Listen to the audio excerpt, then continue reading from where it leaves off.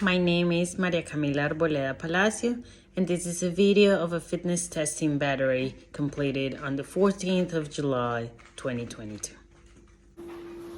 Hi, Sean. Nice to meet you. You too.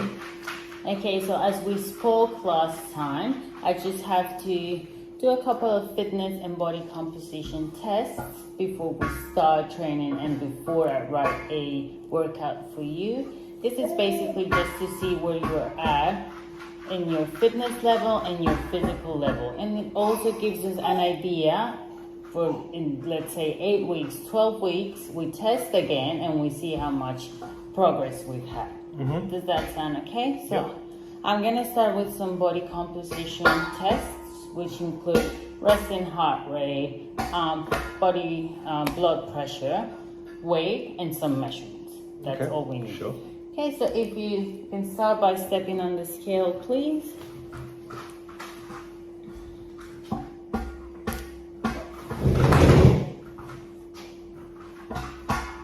Okay, 101 close. Very good. Do you know your height by any chance?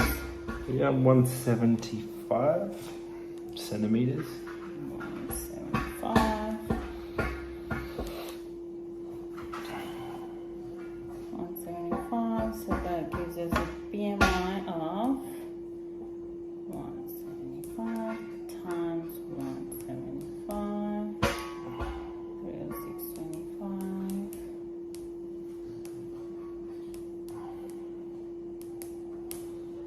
32. Okay, it's a bit high, but I know your main goal is to lose a bit of weight, so we're right on track, right? That's gonna improve in 8 weeks, so we are not gonna worry about it just yet. Okay. Okay, now I'm gonna proceed to measure your resting heart rate. Is it okay if I take your wrist? Yep. I'm gonna move this a bit here. I'm gonna try to find your pulse.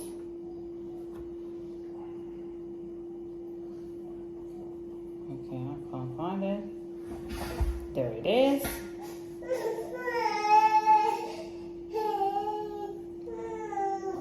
Okay, there you go. So I'm just gonna count for 15 seconds and then multiply by 4. That's gonna give me the resting heart rate over a minute. Mm-hmm. Okay, beats per minute. And we go.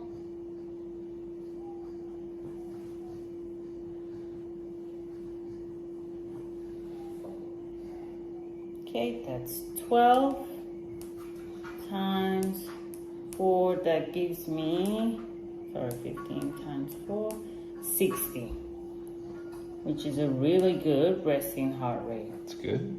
60 beats per minute. That's really good. You've been training for quite a while now, right? Mm-hmm. Yeah.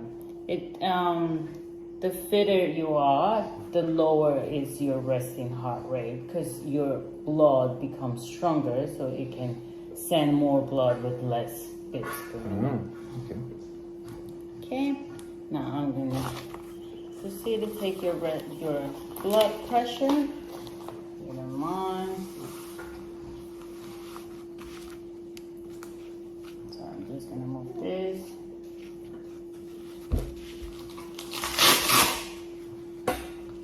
Feel okay? Mm-hmm. This might take a while. It's not as quick as the one you have in the doctor's office.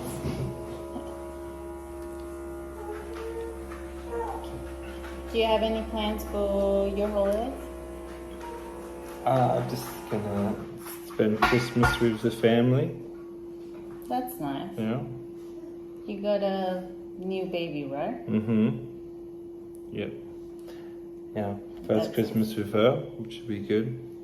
Hopefully. Do you have a big family?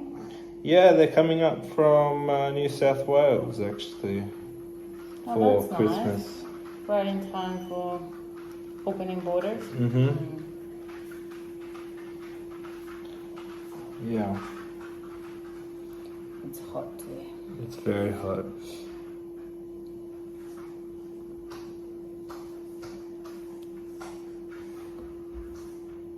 No, getting there.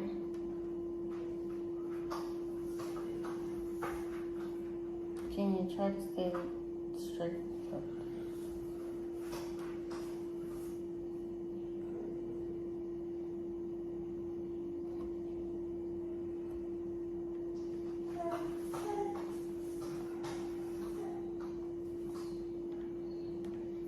See.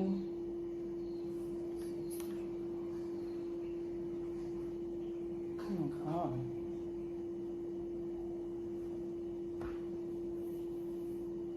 It's going really well. Okay, it's way.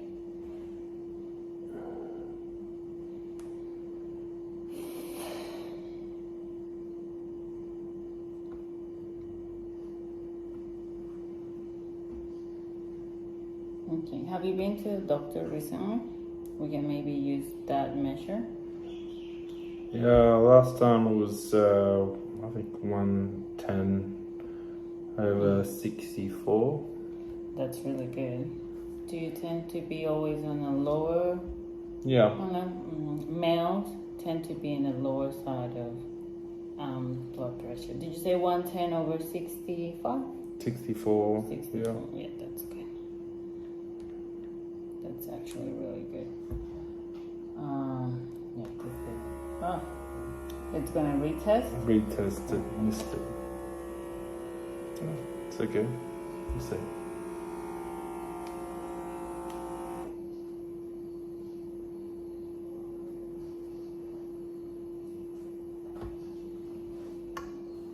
So we're just gonna stick to your doctor's blood pressure measurement since mine didn't really work. It's a very good blood pressure, nothing to worry about. Is it okay if I now take your waist and hip measurements? Yep. Okay. If you don't mind standing up. Sorry. We got a baby here. Okay, I'm just gonna measure around your waist if you don't mind lifting your arms. Yep. Here. Button. That's 103 centimeters. And now I'm gonna measure your hips.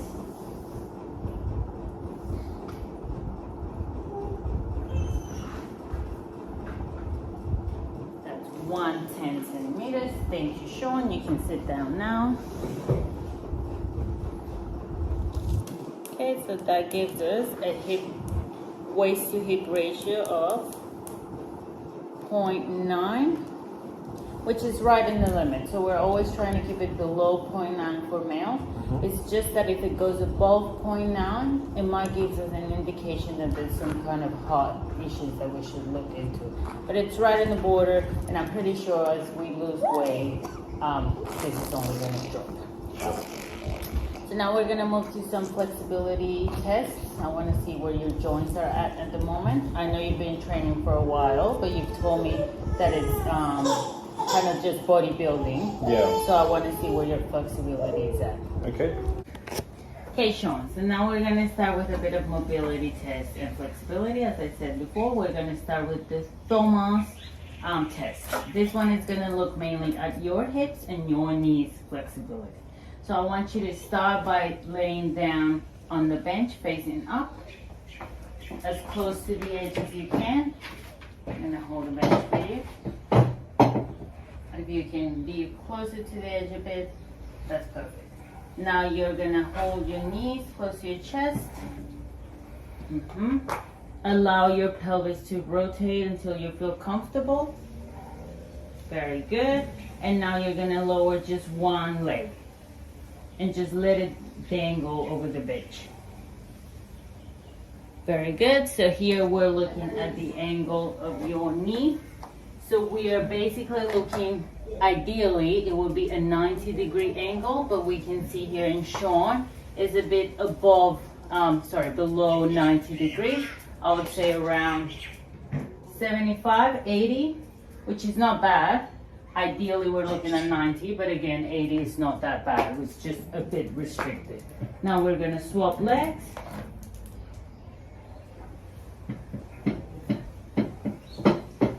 How does that feel? Good. Okay, so here we can see his hip angle, it's not completely over the bench. So again, it's just a bit restricted. It's not 180 degrees completely over the bench. I'm gonna say it's a bit less, 160. The angle of that hip, a bit restricted. So I'm gonna go with 160, and your knee again, it's at about 80, 70 degree angle. 80, closer to 9. Very good. How do you feel? Okay. That's the first test. I'm gonna pause this for a bit. Okay, a small correction there. Both of his knees were above 90 degrees. So I was looking at the angle from his leg and down. So correction, I made a mistake. It's not below 90, it's above 90 degrees. Okay, now Sean, we're gonna perform a lying hamstring test. So as the name says, we're gonna test the flexibility of your hamstring. So if you can lay down on the bench facing up as far as you can. I'm gonna hold this for you. A bit further so all your legs are supported on the bench. Very good. Try to relax your back. And now with a neutral spine, I want you to lift one leg, keeping your knee extended and your foot relaxed. Very good, as far as you can. Very good. That's actually really good. We're usually looking around 80 degrees in normal flexibility range, and that's really close to 80. I would say about 70 degrees. Can you try your other leg, please? This one has a bit more range of motion. It's exactly on 80. Really good, Sean. Thank you. Okay, Sean, now for this test, we're gonna measure your shoulder flexibility. So I want you to raise both arms and put them over your head. Try to keep your elbows straight and as close to your head as you can. Very good. Lower your arms as much as you can. That's actually really good. 180 will be the maximum range of motion in this case, and this is really close. It's about 170. I'm just gonna look at your other arm, which I have the feeling it's a bit above. Yes. So this one is probably 150, whereas this one is 170, which you have more range of motion on this one. So I'm just gonna write that one down. Your right was 170, whereas your left was 150. Other way. Oh, sorry. 170 and 150. But that's really good.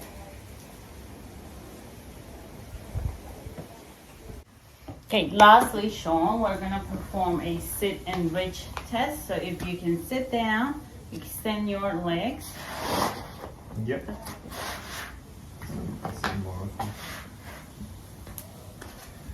And it's basically just trying to touch your toes.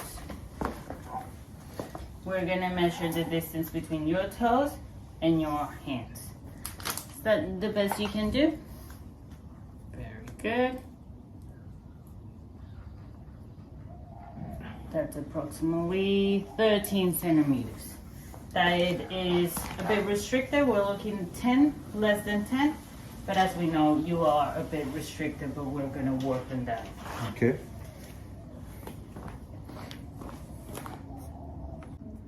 Okay, Sean, so now we're gonna measure your muscular endurance by a push-up method. Okay, so we wanna see how many push-ups you can do, keep it correct form. Okay. So you can choose, usually males do it on the toes. You can choose if you wanna do it on your knees. And you go down as close as the floor as you can. Maintain a good alignment. 3, 4, 5, 6, 7, 8, 9, 10, 11, 12, 13, 14, 15, 16, 17, 18, 19, 20. That's good, Sean. That's good. So we got 20 in a male for a range between 30 and 39. That's actually good. It's good. It's not excellent, but it's good. Okay. Good. Really good. Okay, Sean, so now we're gonna perform a test called the Queen's College Step Test. It's basically gonna tell us the consumption of oxygen that your body's doing throughout exercise. Okay. So it's basically you're gonna use this chair as a step up, and I want you to follow the beat, and each beat is up, up, down, down, up, up, down, down, and I want you to keep that for 3 minutes. Okay. When we finish 3 minutes, yeah, you can try. When we finish 3 minutes, you sit down, we wait 15 seconds, and I measure your heart rate. Okay? I'm just gonna start over here. If you feel like you can't breathe, like you're struggling, we can stop the test. Okay. Okay, this is the beat you're gonna follow. Okay, if you can face the chair, I'll tell you when to start. 3, 2, 1, go.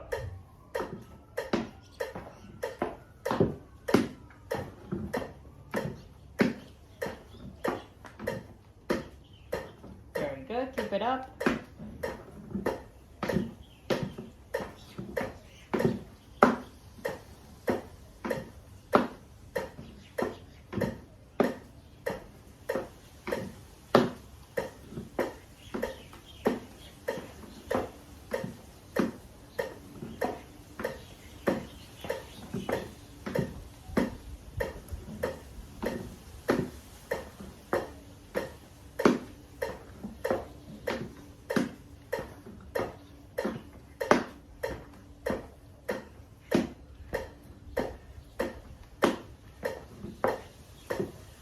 Doing good. Keep it up. 2 minutes. Very good. You're doing very good. This is gonna tell us how much oxygen your cells are actually consuming. Keep it up. Very good. Hey Sean, how does that feel after 3 minutes? Very tired. Very tired. That's okay. So I'm just gonna measure your heart rate. I can use this watch.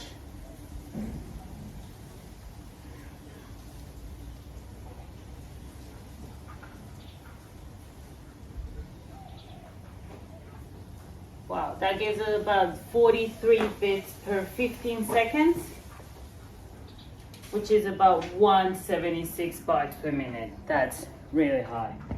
So if we include that in the equation, 176 beats per minute. 176. Okay, so after doing the calculations, it gives us 37.41 as a result of the test, which for a range between 26 and 35 years old is below average. Oh. Is it? Yeah, below average. Which we thought it was gonna be there because I understand you don't do much cardio. No. You limit your exercise to bodybuilding, which sometimes doesn't really exercise your heart to the maximum level. So that's okay. We're gonna include cardio in your routines for sure. And we're gonna see how this volume of oxygen is gonna increase. Okay.